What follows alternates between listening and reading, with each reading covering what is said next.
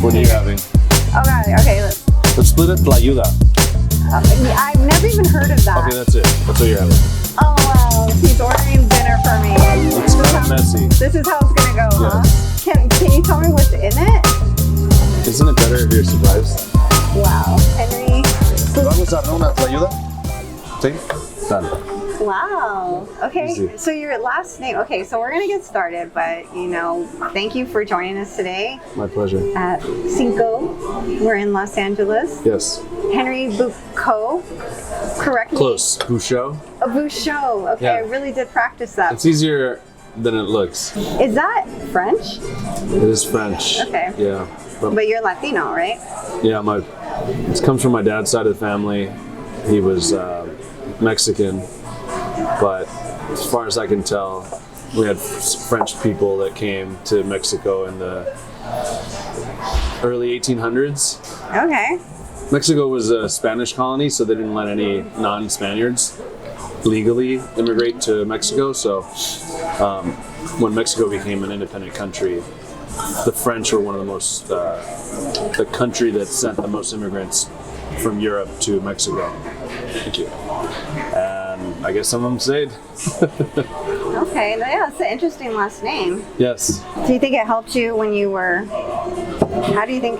do you believe in things like that, like your name and? I don't know. It might have helped in the sense that maybe you stand out from other people, and it makes people interested in you and stop and ask you where are you from or what you're. It's always good when people are curious in you. Yeah. Or maybe it's not always good, but I think if people are curious about you, it gives you a chance to tell them your story. I was doing a little bit, of research on you, and I see you are from LA. Yeah, Boyle Heights. Yeah. And at one point you were on the city council for Whittier? For Whittier. Mm-hmm. Okay. Yeah. Whittier is super pretty. Yes. There are a lot of old trees and well-preserved houses, and it's a great nature preserve tucked away in the hills that has been They have some undeveloped. nice houses up there, right? Yeah. It's a cute town. The uptown is nice. Good schools. It's a good place to raise a family. Okay. So I know you were in politics, and you've done so much. Like I really was impressed with your background. Thank you. Just from like a Latino pride, I also was a military brat. Oh, nice. So I definitely respect people that have served. You were a Marine, and Still a Marine.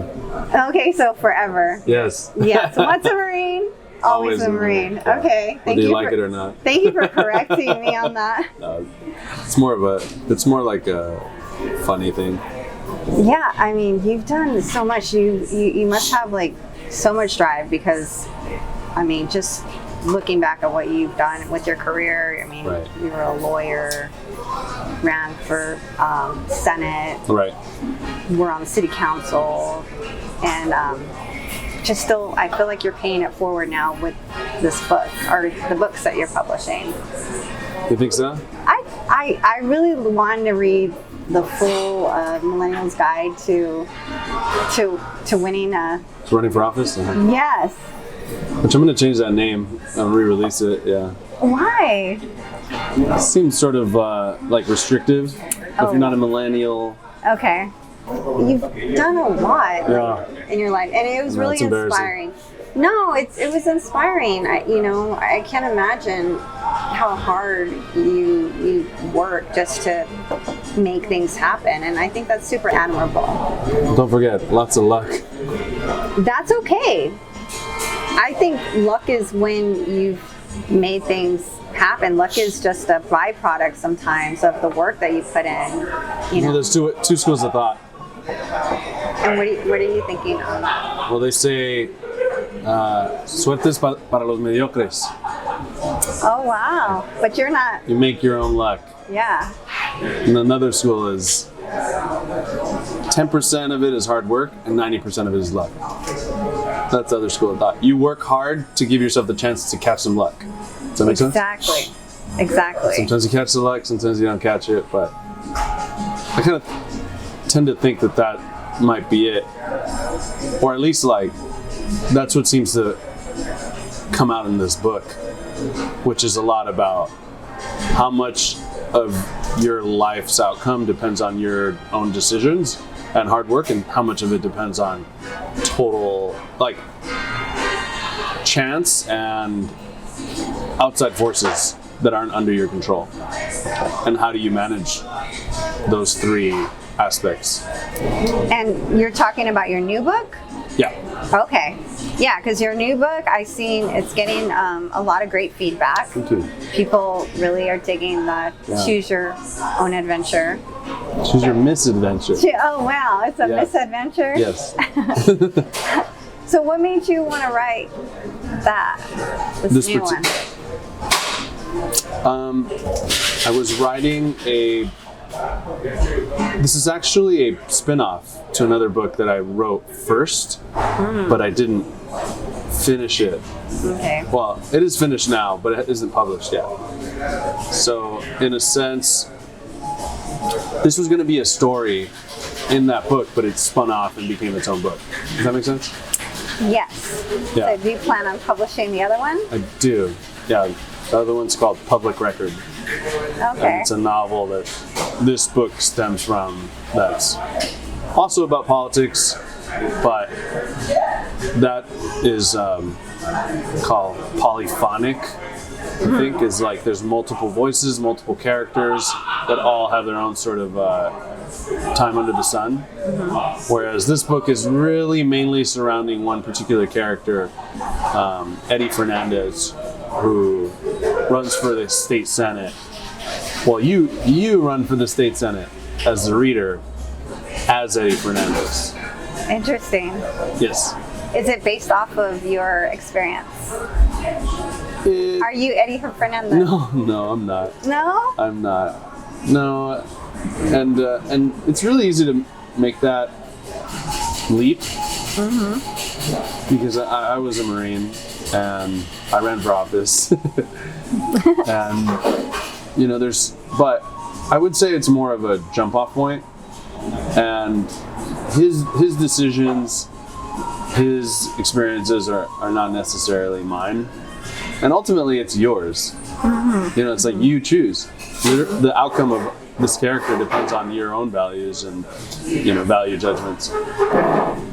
Do you feel like it is somewhat connected to actual life? How people get options and choices you make, how they affect the next one? Absolutely. Family is a big part of it. And I think when it comes to your career, you're usually making choices based off whether you want to have a family, whether you do have a family. If somebody in your life is sick, if you're sick, those types of questions come into play. And I think, of course, I have a family, and my family has been a big part of my thought process in terms of what path to take in my life. Speaking of your family, I know you and your wife, you're both lawyers. Yeah, sadly. Are you still both practicing? She is. She does employment law. I have a lot of my law license, but Gracias. Now prepare for the podcast to get crazy. yeah, exactly. I still have my law license, but I don't take clients. Did you guys meet in college or In something? law school. Really? Yeah, actually, she's the first person I met Interesting. in law school. Yeah. She came to pick me up from the airport. She was the president of the Latino Law Students Association. Oh, wow. And she came and picked me up at Faneuil Hall in downtown Boston, and I slammed my head into her car door. Great first impression. yeah, that was pretty embarrassing. Did she ever make fun of you for that? She's not really someone who is very averse to that type of she's conflict averse. But she has made fun of me about other things. There's plenty. It was like a student welcome thing, you know, like helping Latino students feel comfortable at this school. And she was the president of this association, so they were shuttling people from the airport. So Wow. she's not even Latina, but Really? That's so interesting. she's and Portuguese. she was the president. Well, Portuguese is Latina. not really. No? Brazilians speak Portuguese, but she's Portuguese from Portugal, from Europe. She's European. Okay. Well, she's American, but her family is from Europe, and they're very European. They're not Latino at all. They can't dance, and their music's rough. Oh my goodness. I love different cultures. You know, I have experience of being in Europe. Cool. I love Europeans. Yeah, I just came from Paris and London. Oh, really? Mm-hmm. Just for the holidays? We took the kids to a karate tournament. Yeah. Wow. It's random, but it was fun. That's so Yeah. they competed? Against each other. Or did you go to watch or? Yeah. Yeah, we flew how far is it? 8,000 miles to watch our two kids beat each other up. But it was just a good excuse to go take them to experience that. What do you think your kids are going to grow up to be, seeing that both of their parents are lawyers? My older son is going to be, I think he's going to try to emulate what I'm doing, which is normally you don't necessarily want your kids to repeat what you're doing, but he's so smart and so talented and he's so good with people. He's going to, if he does what I do, he'll do better. So what do you think, which career path though, because you've had 4? Oh, I'm trying to teach him to be a little businessman. So, and you got that from your father, the entrepreneurship part. Yes, but that's not what he wanted from me. He wanted me to, I don't know if he was really prescriptive, but I think, I don't know what he wanted for me to be, but he wasn't trying to push me to be a businessman, for sure. I was like, I want to be a lawyer and maybe an actor, and he was just really happy about that. Which part? The acting part? Either one. Wow, it sounds like you had a really great, supportive family. Yeah. Father. Yeah, I think that's true. It was good. I mean, growing up in Boyle Heights, a lot of people I knew didn't have fathers. Mm-hmm. So, and he was, you could always depend on him. And he was very caring. So did you join the Marine Force before you became a lawyer? Or what was this? Kind of, what was the career path? I was in college during, shortly after the war in Iraq commenced. We invaded in Iraq when I was in high school as a senior. Mm-hmm. And after my freshman year, I decided to try to become an officer in the Marine Corps. And you go during your summers, for 2 summers, so I did that. And then when I graduated, before going to law school, then I commissioned. And then they put it on hold while you're in law school. So you're just on timeout. When you finish law school, report back. Is that just specifically for lawyers and Yeah, it's kind of unusual. Interesting, yeah. There's other people who graduate from law school and then they go, I don't know what I want to do, or I want to be a Marine lawyer. And they go, okay, come on.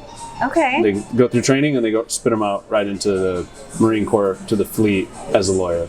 Wow. But they like to get you as early as they can, so they don't, as soon as you have interest in doing it, they want to get you in the funnel. If they have to wait on you to come back, they'll do it. It's no big deal. So did you practice law as a service member? Yeah. In the military court? Yeah. Some of my experiences in the Marine Corps factored into this book. Mm-hmm. So I deployed in support of an infantry battalion to Afghanistan. So Eddie is an advisor to an infantry battalion in Afghanistan, and that's part of his conflict. He's got demons, and so you need to figure out how he's going to wrestle with those in his career. It's crazy that the life that you've had. I mean, it seems like I said, you've already done 4 different careers paths, and they're all so difficult in their own right. Right. Well, sort of on purpose, sort of by design. You like challenges. There's less competition in the hard things. If I started,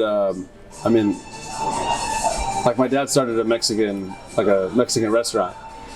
That's a harder business because everybody there's one every other corner in LA. So it is in a. Oh, here we go. Wow. Oh, look at that. Okay, And you have to finish. I did see this on the website, so this was a good choice. Yes. And it looks so yummy. You have to go with it. Like you Gracias. No, thank you. Appreciate it. Oh, I'm even cut them for you. Sweet. So this is called the ayuda? Tlayuda. I knew I was saying it wrong. That's okay. It's from Oaxaca. And this is this restaurant is based out of Oaxaca. There's a mural on the wall. It says "Hecho en Oaxaca." Oaxaca. Oaxaca. To me, it looks like a big tostada. Is that what it is? It kind of is, yeah. But you put a little sauce on it, bam. Probably gonna need more. Have you ever been here before? I've never been here, but I haven't eaten one of these for years. So when I saw it, I jumped at the chance. I mean, it's pretty simple. It's beans, cheese, lettuce, aguacate. But Yeah, I expected one of those like mojacate? Is that what they're called? molcajete, Yeah, that's what I expected. That's what it No. sounded like to me in my head. which are also good. I'm speaking my Spanglish, guys. I'm really trying to practice. So, No, you're doing great. but yeah. So you said your dad had a restaurant. My dad and my mom, they had a restaurant in downtown LA. I think they opened it in like '99, right before the Staples Center opened. On 6th and Spring. It was a little shack, really. I mean, probably a fifth of the size of this place. Probably had about a dozen stools.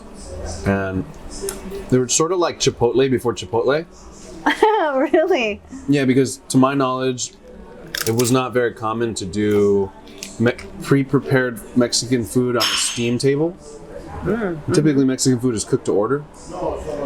But here, they would make it in large batches, put it in the steam table, kind of like the way fast Chinese food works. Oh yeah.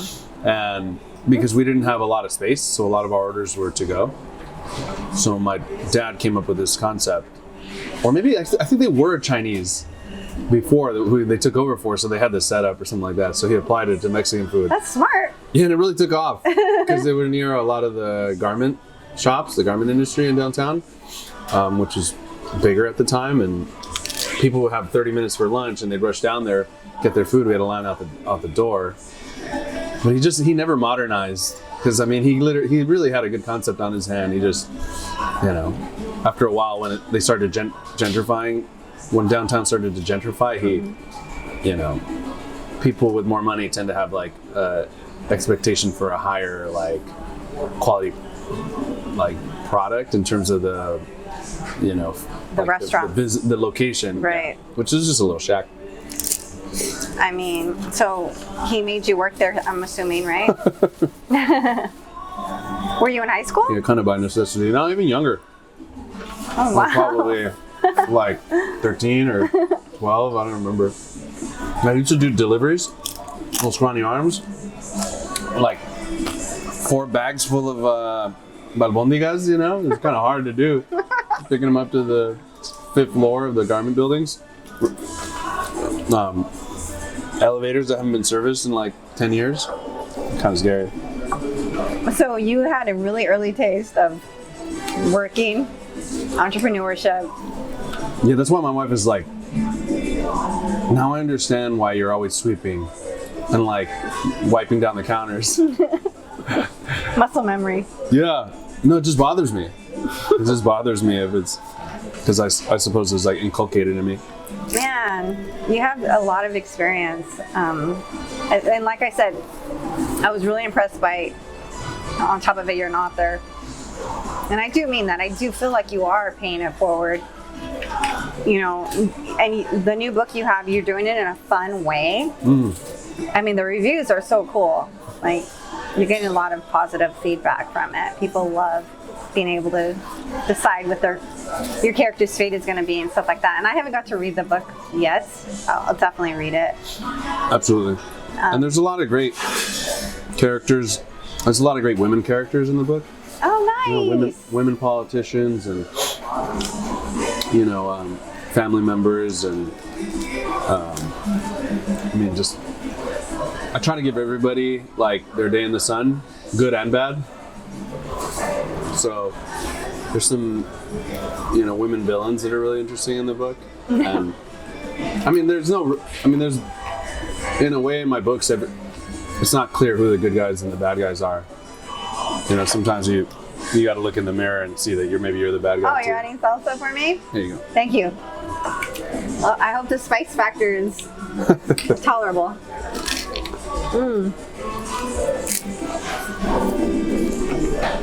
I wanted to write a book where it felt like potentially all the outcomes were bad. And how do you get through that? Wow. Because people confuse politics with something that's easy, or only the worst people do it. But in reality, you get what you deserve in politics, in terms of like your city or your state or your country. If you don't invest in civics, if you don't invest in participating in government, you sort of get what you invested, which is nothing. The more you put into it, the better the outcome. But even under the best of circumstances, it's really difficult to get positive outcomes in politics because there's so many different competing forces. Does that make sense? Yeah. There's such a vested interest in different outcomes that making everybody happy or even like most people happy, is so difficult. And sometimes the most meaningful things to get done require the greatest amount of personal sacrifice. And politicians are inherently, their main goal is they're like cockroaches. They want to survive. They're survivors. They want to keep the thing going. That makes sense. That's their motivation. That's the driving factor behind a lot of the decisions. Which one of the things I want to do in this book is to make you feel that. To make you feel, because a lot of people are like, I don't understand these politicians. They don't see themselves in their shoes at all. They just see themselves as generally people see politicians as like people who are different from you, who you don't share the same values as, and you could never imagine yourself in their shoes. But in reality, if you were in those shoes, you might have some sort of the similar feelings that they do about their profession and their career. Just the way you're interested in your own career progression, so are politicians. Just the same way that you're looking to make a meaningful contribution to your field, so are politicians. And when you're doing really good in your field and when you got a great position, you don't want to lose it. Sure. Politicians are the same. Yeah. So I try to give you that sense of fear of losing what you have, that you have when you're an elected official, because it does come with benefits in the sense of recognition. And when people recognize you, it can make you feel like you've accomplished something, even if you haven't done anything. But you are somebody. You're occupying a position of influence and importance. Yeah. People have to take you into consideration. You're not going to be ignored. That's what I was really taken back when I was looking you up, how articulate you are and how you're really, these are thoughts that I've never really seen put into words, or you're really kind of just lifting the curtain. I think somebody else told you that in one of your interviews. They admired how you're kind of lifting the curtain. Sure. Giving thank you. A real true reality of what someone goes through as a politician. I know you put the work in, you did all the door knocking, you shook all the hands. Well, it's easy to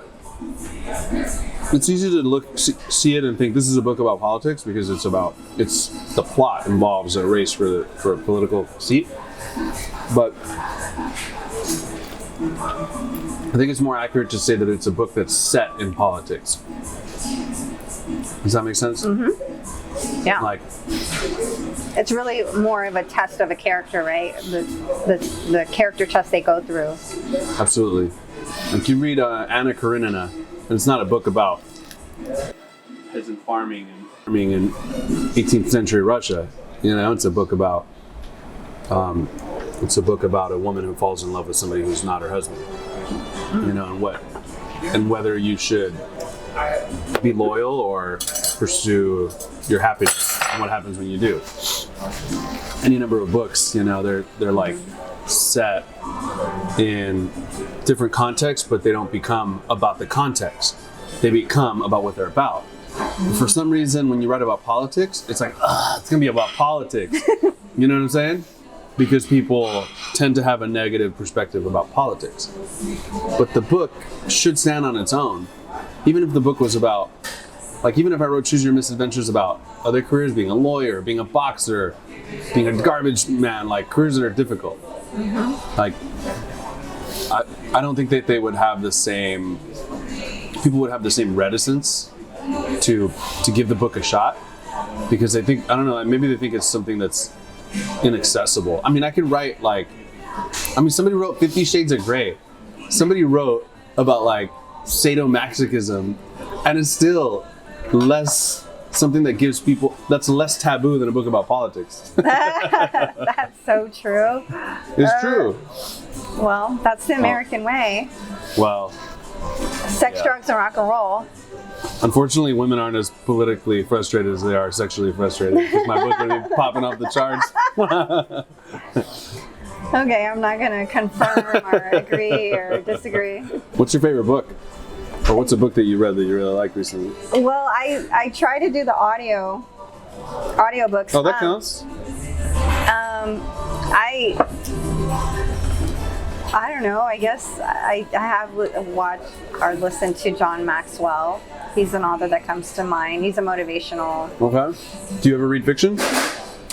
You know, You stay away from I it? haven't, but Some people just don't. but this could be my first. Your foray. Yeah. Yeah. You got to do a review too. Okay. I totally will. But it seems like a fun read, so it's not like it's going to be something where I'm like, oh. A lot of times people who read nonfiction, they don't think, I'm not saying this is you, but a lot of times they feel like fiction is going to be a waste of their time. And I mean, I think it's certainly not as directly beneficial. I'm taking this piece. Yeah, take it. Okay. Take the whole thing. Sorry. Here, no problem. I guess I need a fork. It's not the same as like a book about how to eat tlayudas. Like, that's obviously going to be immediately helpful to your current activity. Obviously. But what books do, what fiction does, is that it can push the boundaries of what experience is. Okay. You know, if you write about eating tlayudas, like, that's just, you know, you're gonna be able to learn how to do something, and that's it. But if you read a book about a woman who makes tlayudas all day while she cares for her autistic son after the death of her husband in a cement mixing accident, you know, you might be able to expand your emotional horizons, and you're I like gonna, that. And not only that, but I like that. you're gonna be able to get to know someone. I mean, they might not be real, but you may be able to connect with someone in a way that you wouldn't have been able to, because you don't. I mean, we meet people on the street and like, oh, hi, bye, oh, you look cute. And like, you don't really get to know them, but you're getting to know someone as closely as you know yourself, almost. Yeah. Makes me want to read it. Well, I feel like writing is your passion.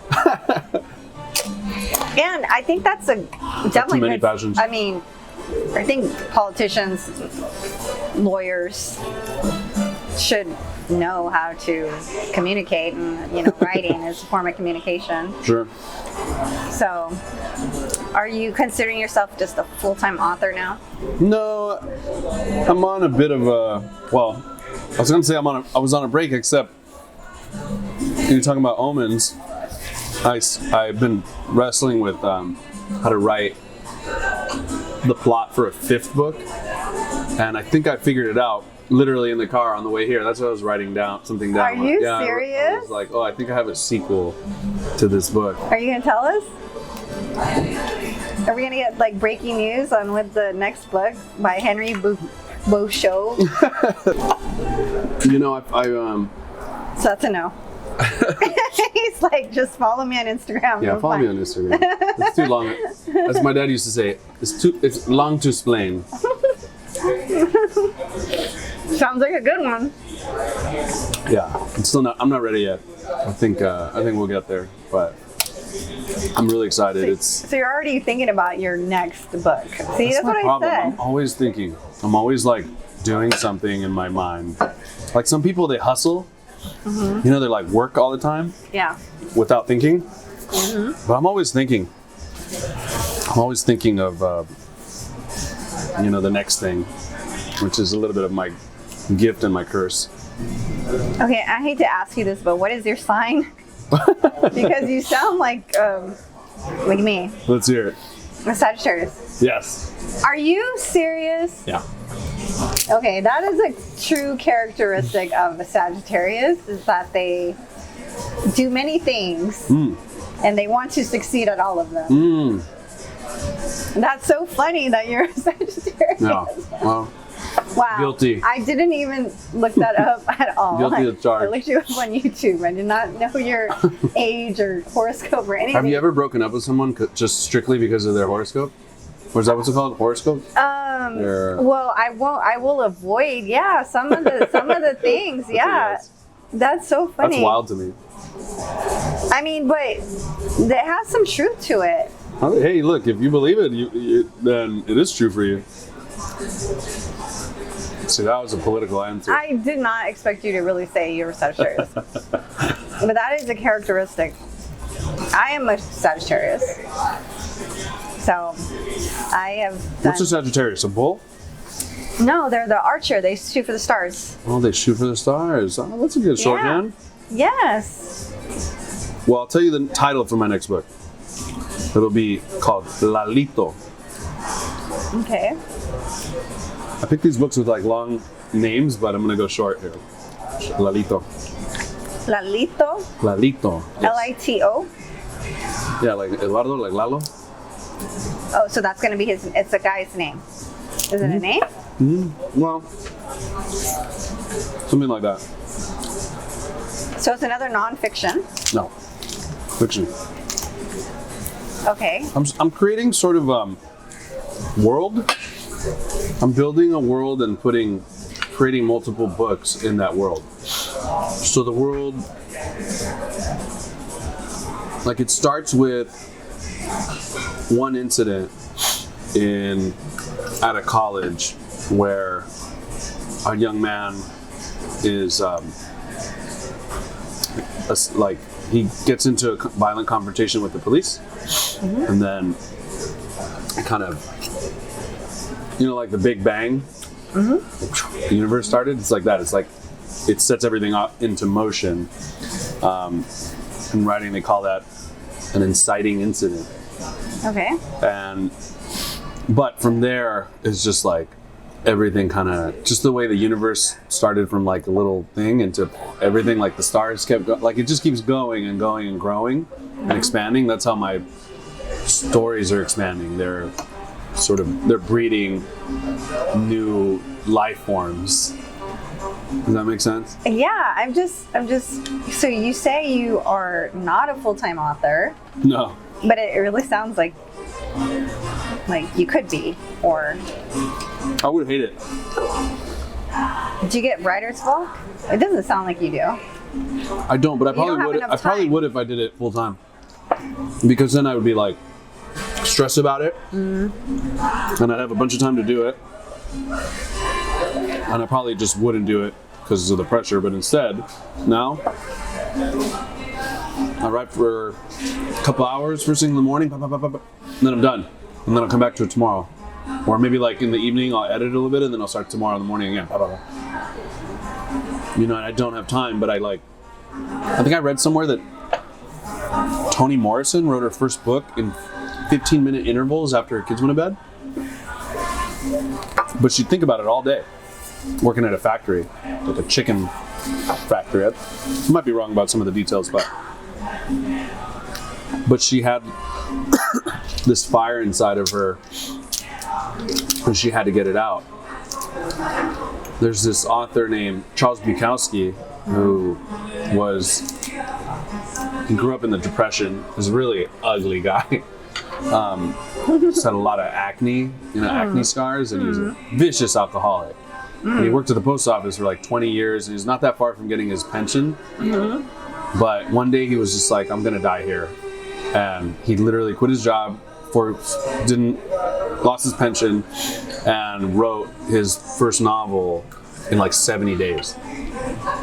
And he writes a poem. I can't remember exactly the title, but it talks about, it says don't write, like don't do it. I think that's the title, don't do it. That's like the opening chapter of your book. Don't run. Don't run, yeah, that's right. Don't run. That's interesting. I never thought about that. That's one of my favorite things about writing. You write your book and you think you know everything about it. But people will read it, or they'll read part of it and they'll tell you something back and you're like, oh wow. Like you're learning about your own book that you wrote. Cool. It starts to take on a life of its own, which is it becomes something outside of you. That's why when you said, well, is it about you? I don't think so, because it really depends on your interaction to exist. A book is just paper with ink on it. Mm-hmm. You know, it's just a good start to a fire. But with another person reading it, it becomes a communion. It becomes a communication. Mm-hmm. You're putting something into it and making it something else than what I just did. I mean, your opinion about my book is as valid as mine. Yeah. I just wrote it. I love it. You're so interesting to talk to. Just tell my wife that. Well, she doesn't hate you, because that was the other theme that I read is like, if you go to politics, your wife might hate you, and you said you don't think she does. Give it time. But no, we're good. I can't wait to read your book fully. Absolutely. Do you think that it will turn into a movie at some point, or have you ever thought about getting into that, since a lot of writers? I am working on, it's something that I'm thinking about. A producer approached me about working together, so they're looking at the book right now. We're passing notes back and forth. But I would, one? Sacramento? No, this one.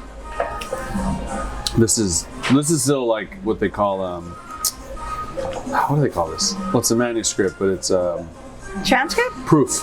Oh. Proof. So it's okay. There's still like typos in it, but you can hold it. No. Yeah. A lot bigger, huh? Yeah. Yeah, that's the beefy one. So you're getting approached to maybe turn this into a movie? I mean, it's still early, so into a TV series. So what is this one about? Public Record is it's an anthology. It's a novel made up of individual stories where you could read the stories as standalone stories, or read them as chapters in a novel. Okay. And every story has a different main character for the most part. And they're put in different settings. Sometimes they're like normal everyday things. Other times they're fantastical. So, for example, like the mayor in one of the stories, he is really insecure. Mm-hmm. And one day he has a colleague on the council who's kind of bullies him. And so one day he frames his colleague with a crime, and he does it while he's he does it in a way that would make him resemble a superhero. Mm-hmm. And so he pins the crime on the guy. And so he becomes Mayor Man. He becomes like a anti-hero. Just like a comic book almost. And so that's one of the stories. Okay. I once had an idea for making a pizza pupusa. Which I think somebody has like stolen this idea because I saw it on Instagram. But I thought if I could just create a product where I could mass manufacture pizza-sized pupusas, that could be huge. And what does your wife say to that? Actually, somebody was like, yeah, they would call it poo-poo pizza, and I'm like, you can't call it poo-poo pizza. You cannot have names of food that start with poo-poo. No. Because nobody's gonna want that. That's a shitty name. No. Literally. Does she tend to like bring you down to earth a little bit? She brings me down, man. What's her sign? I'm just curious. Oh God. I don't want to get too deep into that. She's in late November. She's around Thanksgiving. Oh, then. I don't know what that. I don't think she's a. Is she? Mm-hmm. I don't know. Wow. Usually 2 Sagittariuses are too much. No, Could be. That's awesome, though. Time will tell. You must be a December Sagittarius, then. Yes. Okay. I'm more seasoned. I hear that they're a little bit different. November Sagittarius. Yeah. I think she is a Sagittarius, too. Yeah, so Public Record will be, I'm trying to figure out when to publish it, but I think probably like this year. Yeah. So you think, so the book's going to come out and then maybe... This one I've been working on for 4 years. That one came together, I think I wrote this little one in like 40 days. Like Jesus in the desert. My, But the other one I was love that. the other one has been an odyssey. It's been a long, long journey, and I wanted to really perfect it and get just every single detail right, which is really frustrating and hard. No. But I love it. I've come to like love the other book like a child, like it's my son. Like it's the best thing I've ever done in my life, other than have actual children. Which one? The book that isn't out yet, Public Public Record, yeah. Wow. I put more into that book than any other endeavor in my life. Man, and you've done a lot. Yeah, I really love it. I'm really, like, I'm in love with it. So I'm scared too. It's like a baby. You give the baby to the world, and then people are like, "Nah, that's an ugly baby." You're like, "Oh no." Hey, as long as they talk about it, they can say how ugly it is. Well, if they don't talk about it, it'll be even worse. Yeah. Yeah, if they don't even know you have a baby, The that's problem worse. is I write books that aren't for popular consumption. I need to write a romance or a mystery or... The next 50 Shades. Yeah, something like that. No, I think you're on a great path. I do. Yes. But one of the things for your audience that I think noteworthy is a lot of times Latino fiction is sort of, I don't know, it's maybe not, how do I put it? At least like Latin American fiction, sort of yearning for Mexico. You know, it's sort of going, oh, one day we'll go back, and my abuelita, la curandera, you know, and my tío Tico cutting a mango under the tree, you know what I mean? The avocado tree. The avocado tree. Or it's like, it's nostalgic. You know what I mean? Mm-hmm. And it's like, there was a good time before in old South Mexico. You know what I mean? Mm-hmm. But my books feature Latino characters very prominently. Almost all my characters are Latino. And it's a brutal book. It's brutal about them. It puts them in situations that brutalize them. And it often paints them in an unpleasant light. And it's in a context that has nothing to do with Mexico. They're in suburban Southern California, where you can mainly find us. Yeah. And lots of them don't speak Spanish, and lots of them eat their tacos from a crunchy wrap. From Chipotle. Yeah. And so I think I'm putting a more modern, I think, spin on the Latino experience. Maybe modern is not even the word, but yeah, I don't think modern is the word. I think realism. I'm bringing realism, I think, to this culture that I think is not often there, because we tend to try to romanticize about the Latino experience in like Latin American literature so as to justify our existence to white America and to mainstream America. But I think we do a disservice because we're painting a picture. It's like, you ever see those TikToks where people like, it's a beautiful woman and she's so attractive and her lips are so full, and then he takes off the paint and it's like this really hideous dude. You know, and you're the same way that you're like, that's not fair. I've seen that. Yeah, famous. It's sort of, it's similar. Like, we're not, we crossed the Rio Grande a long time ago. Man, I love your perspective. Like, thank you. You're really just, tell people. Really breaking it down. I mean, bringing up TikTok. We've all seen that. TikTok. Oh, TikTok's the worst. It's gotten worse and worse. I try to not be on it, but like now everything's got TikTok. Is Instagram TikTok? Is Facebook TikTok? It's all the same. It's all these short videos, but it just leaves you feeling empty. So my books, I'm trying to help you feel full, Mom. feel satisfied that you've. It's a journey. That's what any book is. It's a journey from one thing to another thing. Yeah. You start someplace and you end someplace. Typically, the end somewhere happy. You know, it's like Cinderella. She's sad. Her sisters aren't nice to her. Then she's happy. Oh my gosh, I'm going to the ball. And then, oh no, I lost my dress and my carrot turned into a pumpkin. And then, boom, she gets a prince at that. Happy ending. But she started poor and she ended rich. Yeah. She moved. She changed. I don't want to spoil it, but well, that's the cool thing about Sacramento or Bus. It depends on how you take it. And I think you don't know for sure if it's a happier ending or not. It's really up to your interpretation.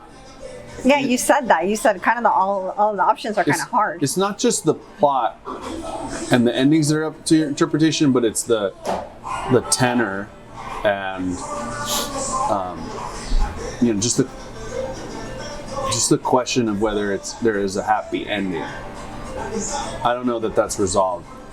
It's not resolved for me, so I didn't want to like tie it up in a neat bow for you. But in our careers and in our family lives, do we ever get to a point where we go, oh, everything's happy ending? Mm-mm. You die at the end. Spoiler alert. Spoiler alert. You're dead.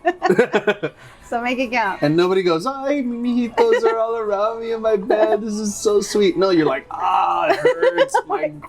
My groin. Yeah, my kidneys. Like it's not a lovely moment. It sucks. We just have to hope that there's a heaven. Maybe. That's what. Well, that's a question in this book. Is there a heaven? What is heaven? What are dreams? What are we doing when we dream? You know what I mean? Why do we dream? Can dreams be good for you or are they bad for you? I do look up my dream meanings, but I'm just reading things what people interpret on the internet. What happens when you're punishing yourself in your dreams? What does that mean? I don't know if I've ever punished myself, but I did dream the other night that an alligator ate my dog. You're punishing your dog. You ate too much kibble. And I was. What kind of dog do you have? A little Shih Tzu. A little Shih Tzu. She has no idea. I woke up and was like, "You're alive." Yeah, I had a dream about a person who I had a conflict with, who I'm no longer on speaking terms with, and what does that mean? Am I trying to resolve? I mean, they say if you're dreaming about somebody, that means that they're thinking about you as well. But like I said, it's like who's making up these interpretations that we're hoping mean something. Yeah, I started writing so people could be more active in civic government, and I still think these books encourage that. But I also hope that people will grow and that it will spark someone to do something with it that maybe I haven't been able to, or I won't. No, I think what you've done so far is really admirable, like I said. So I commend your persistence and Thank you. Just doing what you've done, serving in the military and serving in the justice system and giving... Well, and if you want to know veterans... Sorry, I'm interrupting. Go ahead. No, it's okay. Giving our people that are interested in politics somewhat of a heads up of what they can expect, the hardships that you face. Absolutely. There's a lot in here if you want to know about what it's like to be a veteran and what combat veterans experience. And I mean, I'm not by no means like typical experience. Many people, I've done more than some people, but a lot less than others. But, you get to really think about what kind of regrets people have. Like, you have regrets in your career and your relationships, but what happens when those regrets involve the loss of life of innocent people? Wow. I think that's... probably keeps people up at night. Very fitting choice of words. I mean, it sounds like Yeah. a lot to have on your shoulders to weigh on you when your decisions affect a lot of people. Yeah, it's you pay a price. But check out the book. I think you'll learn. You want this? Sacramento There you Of go. course I want it. My gift to you. I asked you for it. I texted you today. I'm like, hey, I'm going to get a copy of that book, or do I have to buy it on Amazon? But go get it on Amazon, right? Yes. That's the best place to get it. And please leave a review. It really helps me to get the word out for the book. A ton of 5-star reviews. It's on discount right now, $4.99. Yeah. So. How come it's not on Audible? You know, I don't know that Audible lends itself to a multiple storyline Because I'm an format. Audible person. It wasn't on Audible. Your other books were, but this one wasn't. The problem is skipping the the pages. It would be really hard. I don't think you could do it. That makes sense. You could do it if you watched it on a computer, maybe. But That makes I don't sense. think that one's going to be an audiobook. I'm an Audible person. I know. I love audiobooks too. I'll probably read like 2 a month. Yeah. No, I do the 1 credit, the one free Well, they credit. make me get 2 credits. I'm like, ah. No, they only give me No, one. they make me get 3 credits. This is like a lot of work. Yeah, I was on the 1 credit plan somehow. Yeah. But thank you. It's been a pleasure My talking pleasure. to you. What did you think about the? Say it again. Tlayuda. Trayuda. Tlayuda. Yeah. What did you think? I feel good. I feel I don't need ayuda with my tlayuda. Well, I gave you ayuda. Yes, you did. Yes, sometimes you got to try something new. Yeah, I've never had this before. Like with my book, try something new. Yeah. Try something different. Don't let the Amazon algorithm dictate what your likes and interests are. Oh, for Try sure. something that you would never think of. You might love it, and that might create a new passion in you. Definitely, that's what books do, right? Absolutely. Give you a new perspective and Yes. give you some insight into what other people are going through in life. And I can't sing, I can't dance, but I can make my characters sing and dance. Eddie Fernandez? That's him. All right. Eduardo Fernandez the third. Oh, wow. He's the third. Do you go deep in that? Do you explain, like, he's the third in the book? I don't explain it, but his sequel will involve his family history. So I think Eddie's going to get another book. Okay. And we might see a movie, too. And you might really not like Eddie at first, so give it a little time. He's going to... There's a bit of a twist in the middle. So, okay, I'm trying to think of the correct writing term. So is he a protagonist? Did you watch the movie Memento? No. You ever watched it? No. You probably did watch it, but it was like 20 years ago. Okay. It was a movie about a guy who loses his ability to make long-term memories. Okay. So like he keeps waking up and he doesn't know Maybe where I he's did. at or what he's doing, but he's trying to solve his wife's murder. Oh. But he's like tattooing things on himself to help. He's tattooing notes to remember what he's supposed to do next. Wow. But he's constantly like disoriented, and his thoughts are kind of distorted. There's a little bit of that in this book. Interesting. Yeah. So we're playing a little bit with how your mind works when you're excited, hungry, tired, sleep deprived. All that stuff impacts you on your day to day. Why would a character in a book just be like always happy, always mean, always sad? That's not how people are. People are up and down. Yeah. That's how Eddie is, and that's how some of the characters are. When things are going really well for them, your wife likes you. She's like, "Oh, Eddie, you're so good." When you're messing up, and when your career's going down the drain, and when she has to watch the babies and go stay with her aunt, and you spend a lot of money, she's like very angry with you. So all that is totally in the book. Oh my God. It's real life. It's You're really real life. a great writer. You read. You read the book. Like I said, this is getting really great reviews on Amazon. So definitely go pick this one up. Go download it. Get it on your Kindle. I saw it's on Kindle, so get that. Yes. And if you're interested in getting into politics, he also has a guide that you said you do want to rename because it's targeted for millennials. It's for anybody. Any outsider. Exactly. I think it's a good guide for anyone trying to get into politics because I think it's a raw review of it from a first person, someone that's already did it, gone through it, been there, done that, survived, came out the other side, and now is a flourishing author, soon to be movie producer. Hopefully. And so I can't wait to see what else you do this year. Thank you for the invitation, and let me know if there's anything I can do to support you and your efforts. This is a really fun time. Thank you. I appreciate it. No, I had an amazing time with you, and thank you for joining us today. And go get his book. Yes. So we'll see you guys on the next episode of La Cena. I'm Angelica. This is Henry Bouchot. Bouchot. I'm the worst with names. It's okay. Bouchot. I'm gonna change my name to Eddie Fernandez one day. No, So I can run for politics. No, we like your name. That'll be funny, huh? Super interesting name. I love it. But thank you guys, and we'll see you on the next one. Peace. Thank you. That was fun. Awesome. I'm glad you had a good time. Yeah, it was good. Yes. No. Hi, this is Henry Bouchot, and you're watching Latin Affiliated TV. Awesome. Thank you. Ernesto Hemingway.